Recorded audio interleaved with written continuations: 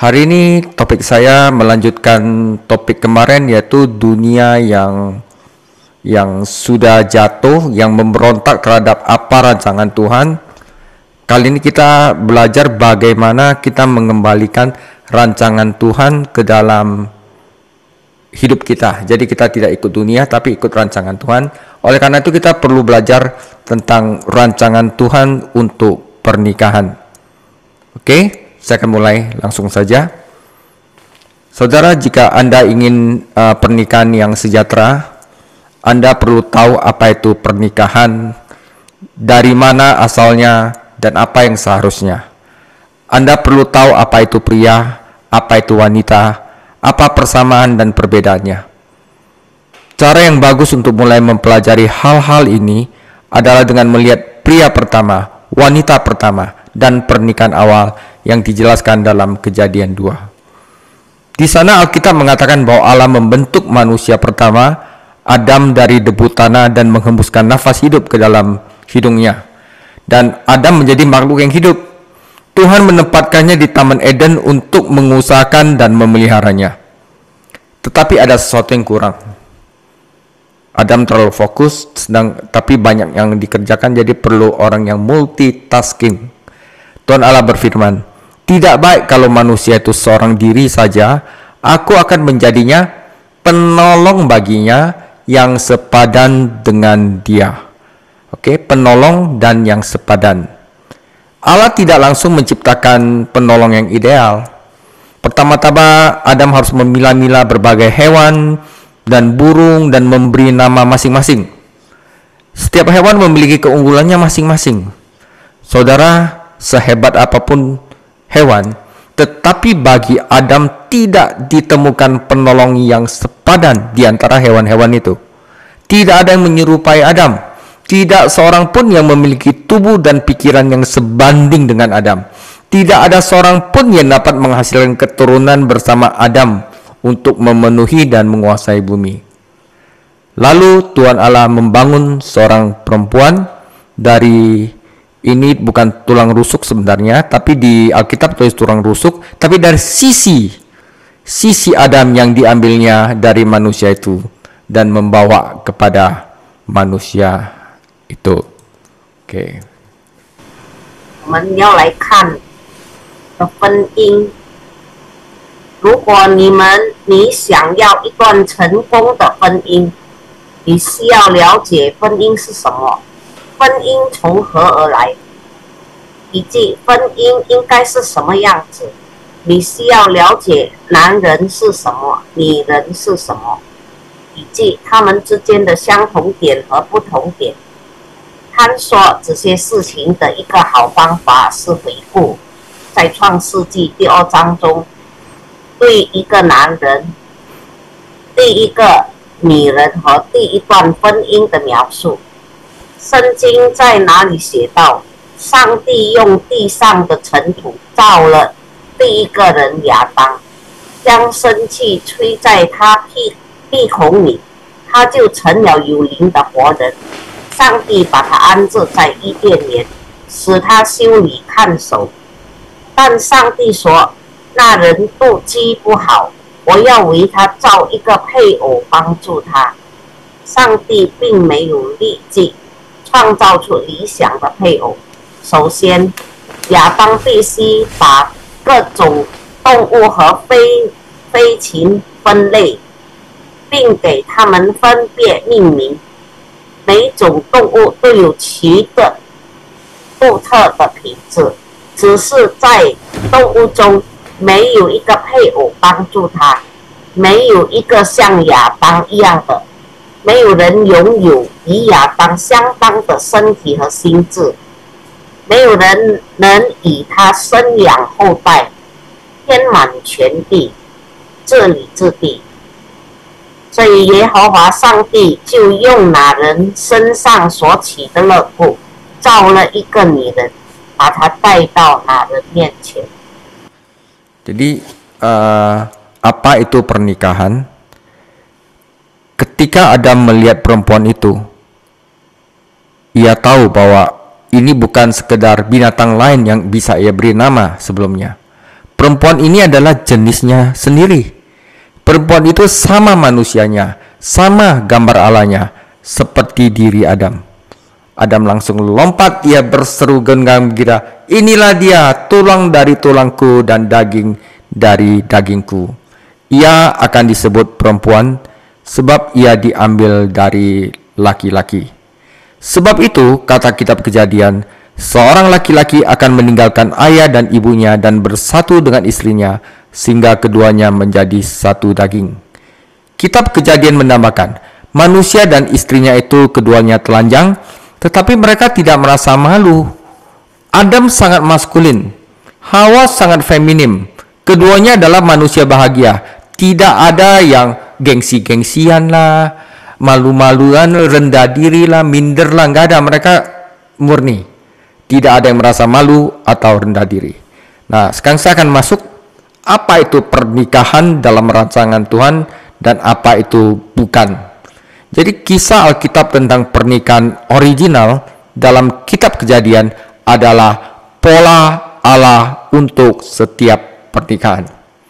Yesus sendiri menjelaskan bahwa untuk mengetahui kebenaran tentang pernikahan, kita harus mulai dari rancangan asli dari Sang Pencipta di kitab Kejadian. Jadi mari kita jelaskan beberapa hal tentang pernikahan dan apa yang bukan, yang berdasarkan rancangan asli dari Allah, God's design of marriage. 什么是婚姻呢？当亚当看到女人时，他知道这不仅仅是一个能叫得出名字的动物，它是他的同类，他和他一样是人，是按照上帝的形象造的。他欣喜地看到，只是我骨中的骨，肉中的肉。她可以称为女人，因为她是从男人身上起出来的。因此，创世纪写道：人要离开父母，与妻子联合，二人成为一体。创世纪补充道：当时夫妻二人赤身露体，并不羞耻。亚当既记男性气质，夏娃既记女性气质。两人都是幸福的人，两人都没有感到羞耻和自卑。什么是婚姻呢？以及什么不是婚姻？在创世纪中关于原始婚姻的圣经记载是上帝为每段婚姻所设定的模式。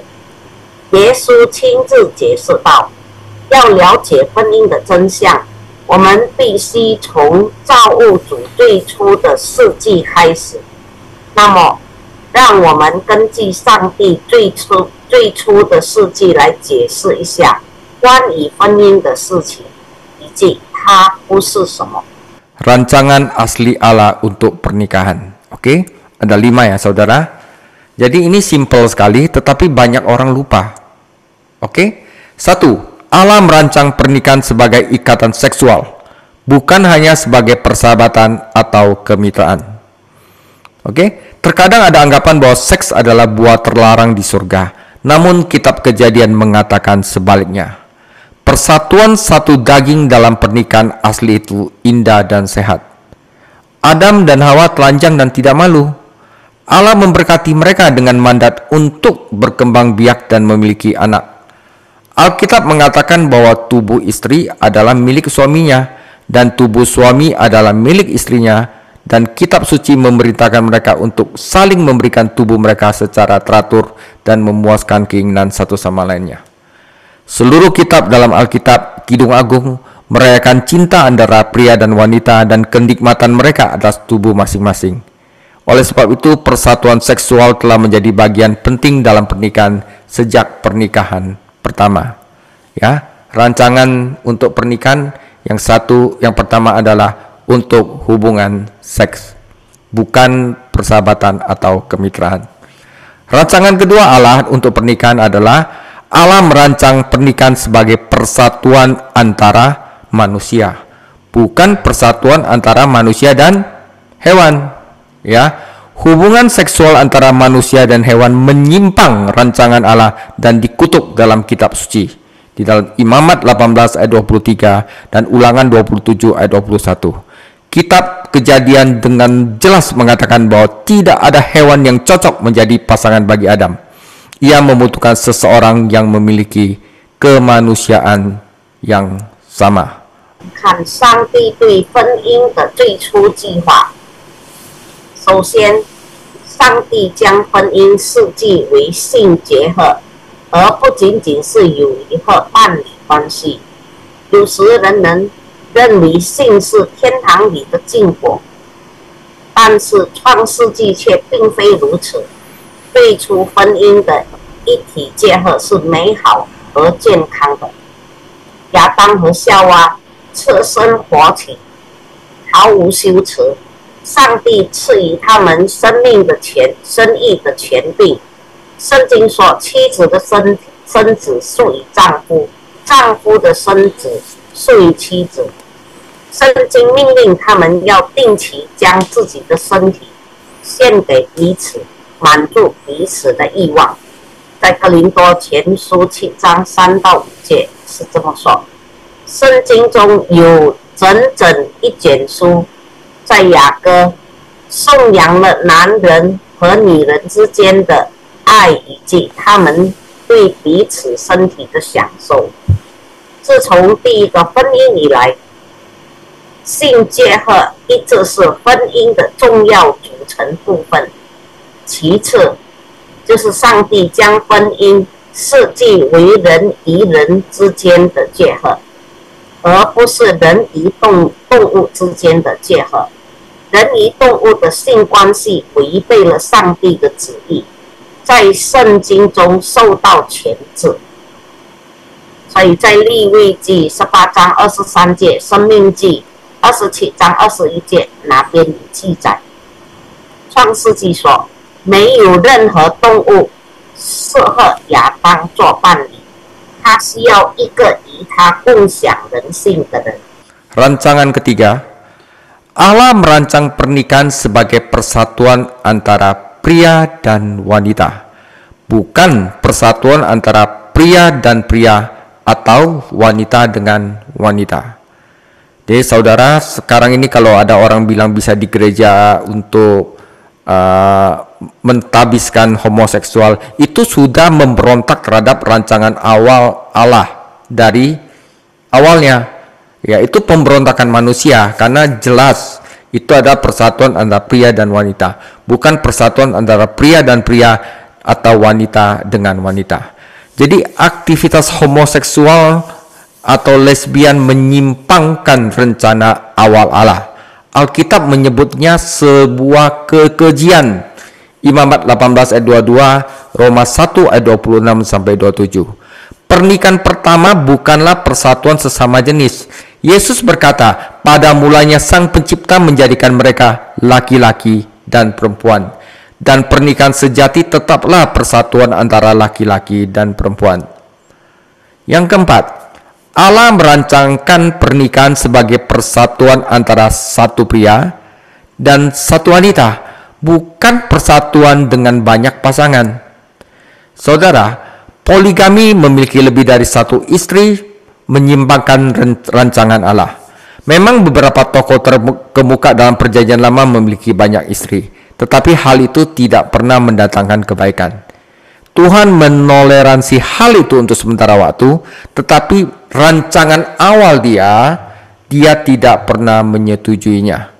Allah membawa satu wanita kepada Adam, bukan 2, bukan 4, bukan 7, bukan 20. Hal ini melarang poligami dalam pernikahan. Hal ini juga melarang pergaulan bebas di luar pernikahan. 我们再来看上帝对婚姻的最初计划。第三，上帝设计的婚姻是一男一女之间的结合，而不是一男和一女跟一女之间的结合。同性恋行为违背了上帝的旨意，圣经称其为可憎恶的。在利未记18章22节以及罗马书1章26到27节有这么的记载。最初的婚姻并非同性结合，耶稣说，起初造物主造人，是造男造女。在马太福音19章4节，真正的婚姻仍然是一男一女之间的结合。第四，上帝设计的婚姻是一男一女之间的结合，而不是多个伴侣之间的结合。一夫多妻制即拥有多个妻子，违背了上帝的旨意。在就业中，有一些杰出人拥有多个妻子，但这并不好。上帝曾一度容忍这种做法，但从未认可。上帝只为亚当带来了一个女人，而不是2个、4个、7个和20个。这禁止了婚姻中的一夫多妻制，它也禁止了婚姻之外的滥交。Realitas satu daging dari pernikahan asli itu berarti setiap hubungan tinggal di rumah sementara, hubungan satu malam, atau bahkan keterlibatan dengan seorang pelacur melibatkan kesatuan tubuh dengan dia. Ini bukan sekedar kegiatan yang menyenangkan antara orang-orang yang kemudian dapat menempuh jalan mereka sendiri. Allah merancang seks agar satu pria dan satu wanita menjadi satu tubuh dan satu jiwa melalui pernikahan. Yesus menggemakan kitab Kejadian tidak mengatakan bahwa banyak orang menjadi satu daging, melainkan keduanya menjadi satu daging. Oke saudara, rancangan kelima Tuhan untuk pernikahan adalah Allah merancang pernikahan sebagai ikatan seumur hidup antara seorang pria dan seorang wanita, bukan sebagai hubungan yang dapat dibuang begitu saja. Saudara, perceraian menyimpangkan pola kekekalan Allah. Hukum Musa di Perjanjian Lama memuat beberapa peraturan untuk proses perceraian, tetapi apakah ini berarti Allah menyetujui perceraian? Tidak, Tuhan berkata, "Aku membenci perceraian." Musa tidak pernah menyetujui dan menganjurkan perceraian. Ia mengizinkannya karena hati manusia terlalu keras. Tetapi sejak semula tidaklah demikian, tegas Yesus, sambil menunjuk pada pernikahan mula-mula. 再看上帝对婚姻的最初计划，最初计划的一体，先是意味着任何暂时的重击、一夜情，甚至于基女的关系，都涉及于他身体上的联合。在哥林多前书6章16节，这不仅仅是人们之间意业的活动，然后就可以各自走各自的路。上帝设计性行为是为了让一男一女通过婚姻成为一体。马拉基书在2章15节，耶稣呼应创世纪，并没有说许多人会成为一体，而是说2人成为一体。在第5段，上帝设计婚姻是为了让一男一女之间建立终身的纽带，而不是一段可以抛弃的关系。离婚扭曲了上帝永恒的模式。旧约摩西律法包含几项关于离婚层次的规定，但只是否意味着上帝赞同离婚？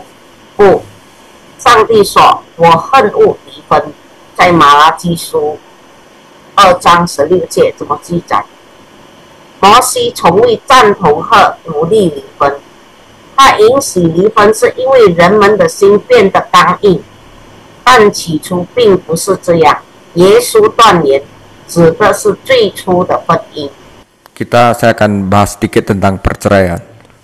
Aku berkata kepadamu, setiap orang yang menceraikan istrinya, kecuali karena zina, lalu kawin dengan perempuan lain, ia berbuat zina.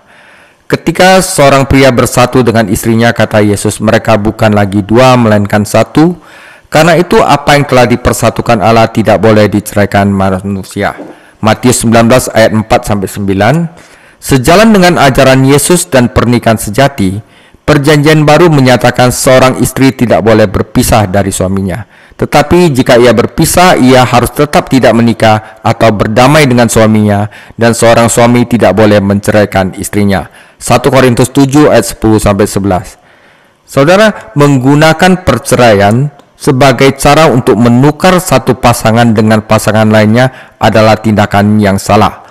Jika Anda dan pasangan tidak dapat akur dan merasa memang gak cocok harus berpisah, Allah melarang Anda untuk begitu saja meninggalkan pasangan Anda, kemudian mencari seseorang yang lebih Anda sukai. Anda bisa hidup tanpa pasangan sama sekali, atau mencari cara untuk mengatasi perbedaan antara Anda dan pasangan dan bersatu kembali. Ya, tetapi ada satu hal, saudara, jika pasangan Anda meninggalkan Anda, melakukan KDRT terhadap Anda, dan terlibat seksual dengan orang lain, mereka telah melanggar perjanjian pernikahan dan Anda diizinkan untuk bercerai dan menikah lagi. Ya. 我们来看这个离婚。我告诉你们，凡休妻另娶的，若不是为淫乱的缘故，就是犯奸淫了。耶稣说，当一个人与妻子结合时，他们不再是两个人，乃是一体的了。所以神配合的人不可分开。我们可以参见马太福音19章4到9节。新约圣经与耶稣的教导和真正的婚姻相符，指出妻子不可离开丈夫，若是离开，就不可再嫁，或是等同丈夫和好，丈夫也不可离弃妻子。哥林多前书7章10到11节是这么说：以离婚来交换伴侣是错误的。如果你和你的伴侣无法相处，感到不得不分开，上帝禁止你轻易离开你的伴侣，去寻找你更喜欢的人。你可以完全离开你的伴侣，也可以找到一种方法来解决你们的分歧，重新复合。如果你的配偶离开你，对你施暴或与他人发生性关系，这他们违反了婚姻契约，你可以离婚并再婚。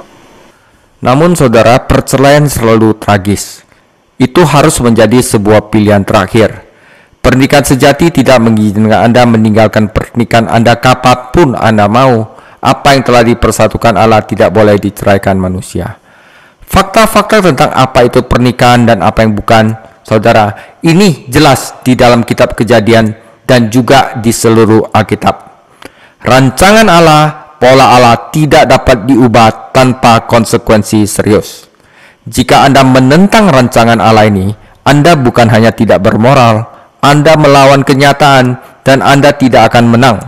Anda tidak dapat melanggar rancangan Allah dan berkembang. Allah merancang pernikahan sebagai persatuan seksual seumur hidup antara seorang pria dan seorang wanita. 我们来继续看这个离婚的问题。然而，离婚总是悲剧，是不得已而为之的。真正的婚姻不允许你随心所欲地离开婚姻，神配合的人不可分开。关于婚姻是什么，以及不是什么的事实，在创世纪和整本圣经中都清晰可见。上帝的模式一旦改变，必然会造成严重的后果。如果你违背上帝的模式，你不仅是不道德的，更是违背现实的，你不会成功。你不可能违背上帝的模式而继续发展。上帝将婚姻设计为一男一女之间终身的性结合。 Oke, sekarang kita lihat apa arti laki-laki dan apa arti perempuan.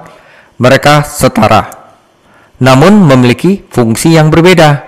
Fungsi ini jangan diputarbalikkan, peran ini jangan dipindah-pindah. Tetapi apa artinya menjadi seorang pria dan menjadi seorang wanita? Apa persamaan antara pria dan wanita? Apa perbedaan mereka? Untuk menjawab pertanyaan-pertanyaan tersebut, Anda harus mengenal Sang Pencipta pria dan wanita dan bersandar pada buku panduan yang Ia sediakan, yaitu Alkitab. Mari kita fokus terlebih dahulu apa persamaan antara pria dan wanita. Allah menciptakan pria dan wanita menurut gambarnya, setara dalam martabat dan nilai. Allah memberi pria dan wanita kodrat rohani, pikiran yang tajam, dan panggilan untuk bekerja dan menyelesaikan beberapa hal. Allah memberi pria dan wanita mandat bersama untuk memiliki anak bersama dan mengelola bumi beserta isinya bersama.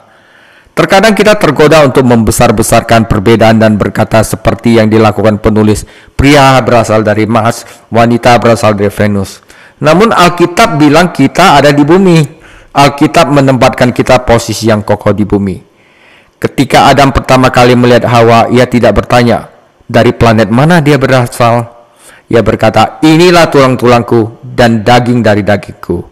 Ia tahu ia sedang melihat belahan jiwanya. Adam dan Hawa bukan hanya berasal dari planet yang sama, mereka bahkan berasal dari tubuh yang sama. Itulah persamaan antara pria dan wanita. 好，我们来看，男人和女人平等，但功能不同。但是，身为男人和女人究竟意味着什么？男人和女人之间有哪些相似之处？又有何不同？要回答这些问题，你必须认识创造男人和女人的上帝，并依靠他提供的指南，就是圣经。让我们首先关注男人和女人之间的相似之处。上帝按照他的形象创造了男人和女人，赋予他们同等的尊严和价值。上帝赋予男人和女人灵性、敏锐的头脑以及工作和成就的使命。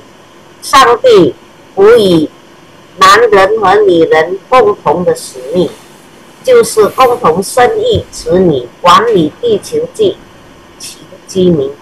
有时我们很容易夸大猜疑，就像一位作家所说的那样，男人来自火星，女人来自金星。但圣经将我们牢牢地定位在地球上。亚当第一次见到夏娃时，他并没有问你来自哪个星球，他说只是我骨中的骨，肉中的肉。他知道他看到的是他的灵魂伴侣。亚当和夏娃不仅来自同一颗星球，甚至他们也来自同一个身体。Oke, amin. Jadi itu persamaan.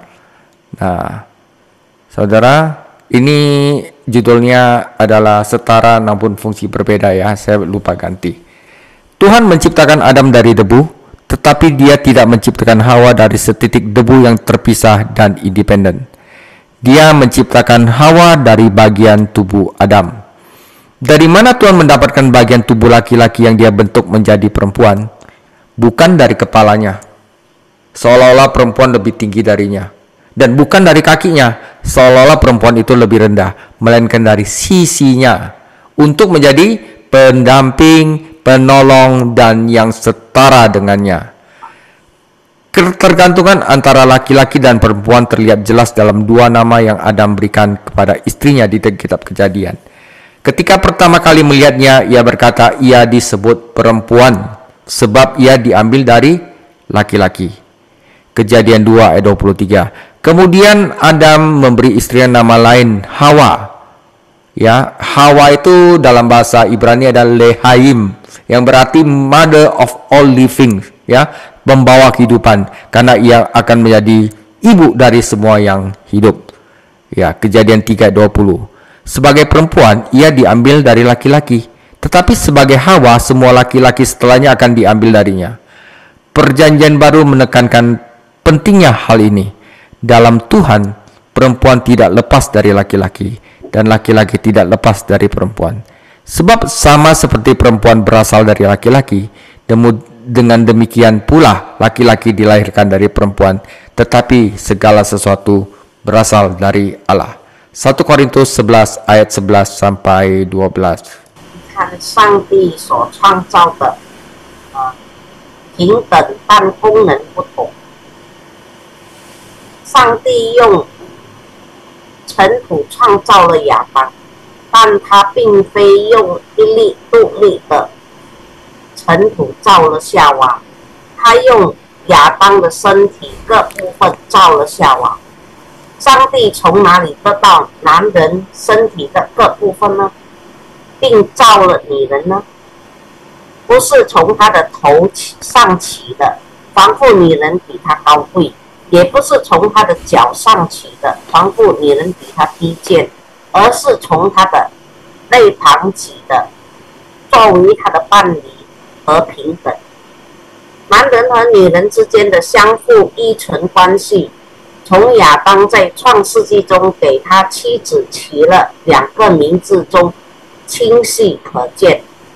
他初见他时说，他可以称为女人，因为他是从男人身上起出来的。在创世纪2章23节。后来亚当又给妻子起了另一个名字，叫做夏娃，意思是生命的孕育者，因为她是从众生之母。创世纪3章20节。作为女人，她最初是从男人身上起出来的，但作为夏娃，所有在她之后的男人都将从她身上起下来。新约强调了这一点的重要性。照主的旨意，女人并不离男人，男人也不离女人，因为女人是由男人而出，男人也是由女人而生，但万有都是出于神。在哥林多前书11章11到12节是这么记载。Maka jelaslah bahwa ada kesatuan dan kesetaraan mendasar antara laki-laki dan perempuan. Nah, saudara, namun ada juga perbedaan dalam cara Allah menciptakan kita. Perbedaan yang membentuk identitas kita sebagai laki-laki dan perempuan. Suami dan istri setara dalam martabat, tetapi fungsinya berbeda. Laki-laki adalah fungsinya memimpin, dan perempuan fungsinya adalah penolong. Hal ini sudah terbukti dalam pernikahan mula-mula. Saudara, ini perlu kita lihat, Allah tidak menciptakan Adam dan Hawa pada saat yang bersamaan. Dia menciptakan Adam terlebih dahulu sebelum Hawa. Perjanjian baru mengulangi fakta ini ketika menyerukan kepemimpinan laki-laki. 1 Timotius 2 ayat 13. Allah menempatkan Adam di taman untuk mengurusnya, itu sebelum Hawa ada. Allah kasih tugas kepada Adam, itu sebelum Hawa ada. Hawa bergabung untuk menolong, mendukung dalam pekerjaan yang Allah tetapkan baginya. Dan itu ditetapkan sekarang dan sampai selama-lamanya. Pria tetap harus menjadi pemimpin, perempuan adalah penolong, jangan diputarbalikkan. Ketika Allah hendak menciptakan Hawa, ia tidak berkata, "Aku akan menciptakan seseorang untuk Adam." Ia berkata, "Aku akan menciptakan seorang penolong yang sepadan baginya."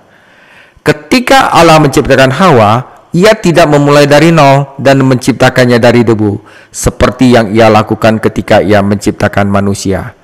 Sebaliknya, ia membentuknya dari manusia.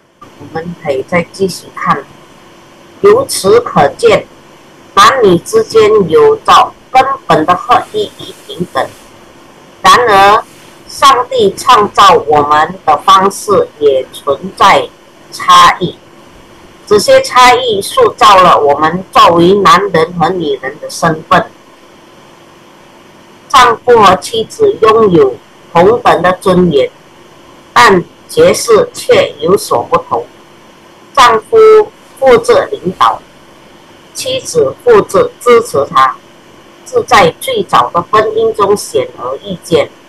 上帝并非同时创造亚当和夏娃，他先创造了亚当，然后才创造了夏娃。新月再赋予男性灵道的重申了这一个事实，在提摩太前书2章13节，上帝将亚当安置在伊甸园中，让他照管。那时夏娃还未存在，夏娃要加入并支持他完成上帝为他指定的工作。当上帝想要创造夏娃时，他并没有说我要为亚当造一个女人，他说我要造一个合适的帮助者。上帝创造夏娃时，并没有创造人类那样，并没有像创造人类那样从零开始用尘土造他，相反，他是用人类造了他。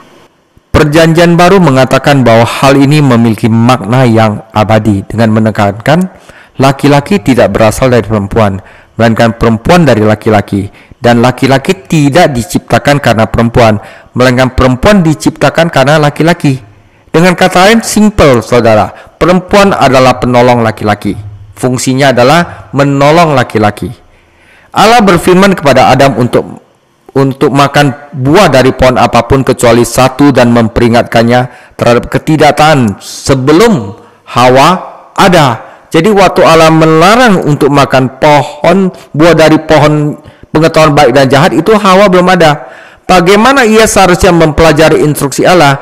Adam harus mengajarkan apa yang telah Allah ajarkan kepadanya kepada Hawa. Perjanjian baru mengatakan pola pernikahan pertama ini masih berlaku, memberi tahu para perempuan bahwa jika mereka memiliki pertanyaan sesuatu tentang ajaran firman Allah, mereka hendaklah menanyakannya kepada suami mereka di rumah. 1 Korintus 14 ayat 35.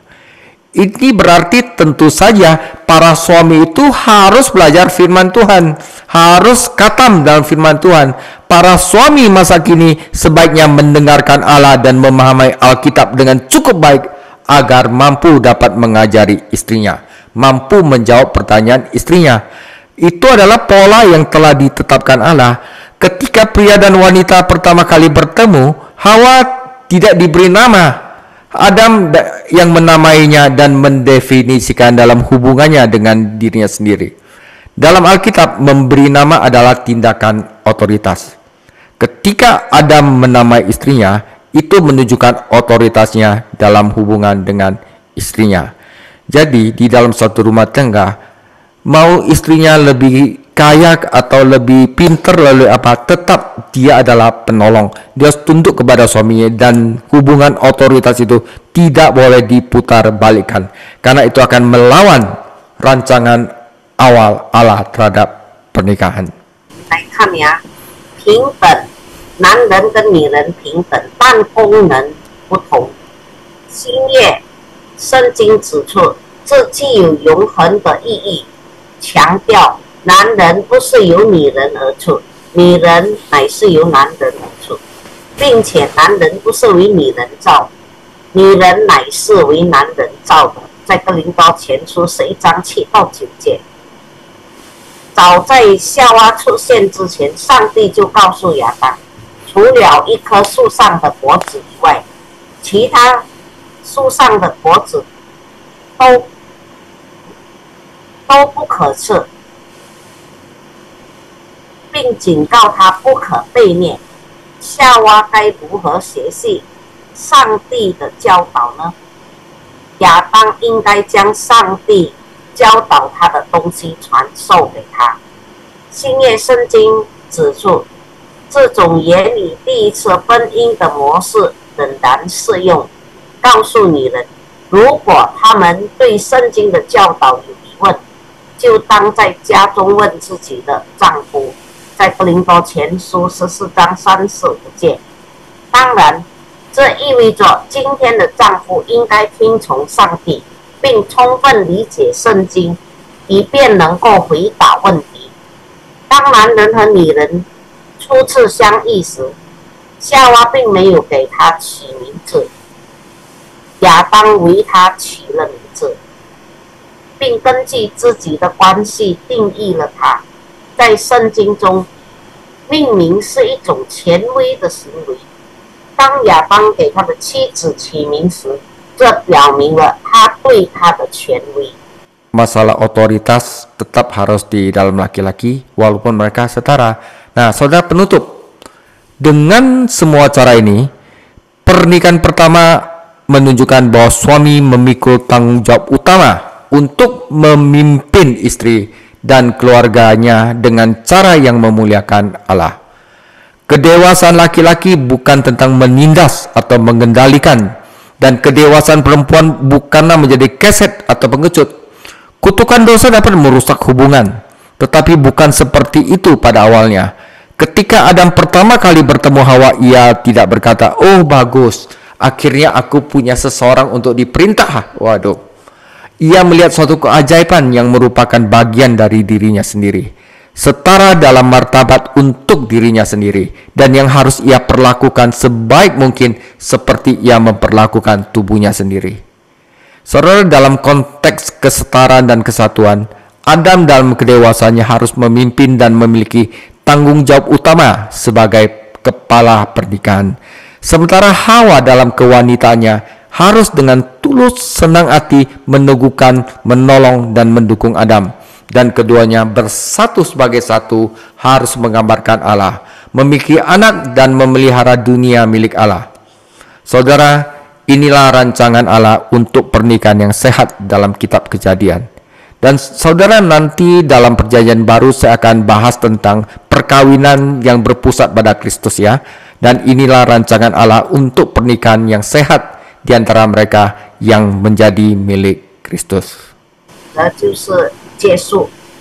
从所有这些方面来看，第一个婚姻表明，丈夫负有主要责任，要带领妻子的和家庭，荣耀上帝。男性的成熟并不意味着压迫和控制，女性的成熟也并不意味着懦弱的成为受气包。罪的咒诅会破坏人际关系，但事情并非如此开始。亚当初次遇见夏娃时，他并没有说：“哦，太好了，我终于有人可以呼唤了。”他看到的是一个奇迹，是他自身的一部分与自己拥有同等的尊严。他应该像对待自己的身体一样对待他。在平等与合一的背景下，成熟的亚当要领导并承担婚姻的主要责任，而女性化的夏娃则要欣然肯定地支持他。两人合而为一，要代表上帝，生儿育女，并照管上帝的世界。只是上帝在创世纪中对健康婚姻的设计，在新约中，这也是上帝在赋予耶稣之人之间对健康婚姻的设计。阿们。Amin.